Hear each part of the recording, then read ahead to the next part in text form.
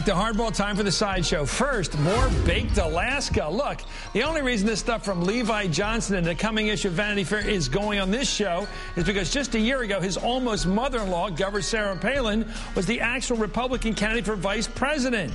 The 19-year-old, that's Levi Johnson, has written now, or had somebody write it for him, an article titled Me and Mrs. Palin, where he tells all kinds of stuff he overheard in those inglorious days after last November's election loss to Barack Obama. Here's one. Sarah Palin couldn't believe they were saying she lost the election for McCain.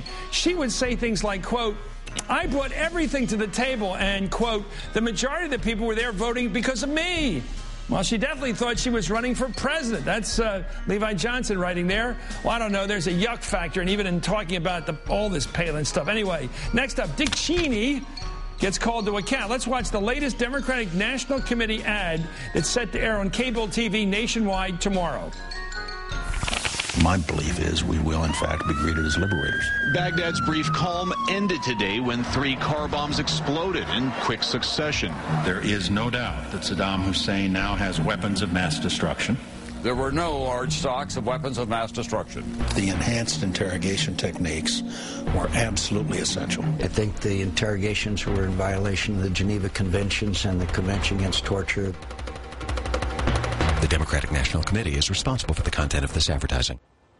Well, that's pretty obvious anyway, and rather undeniable. Anyway, finally, talk about red meat. Minnesota Congresswoman Michele Bachmann was at a Denver fundraiser this week when she made a serious promise, dead serious, to torpedo health care reform.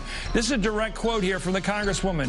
What we have to do today is make a covenant to slit our wrists, be blood brothers on this thing. This will not pass. We will do whatever it takes to make sure this doesn't pass. By the way, she was the one who wanted all Democrats in Congress investigated for un-Americanism. Now she's into this slit wrists and blood brothers stuff. You throw this in with the gun-toting and the birth certificate demanding and the Texas secessionist movement, and you got some strange brew out there.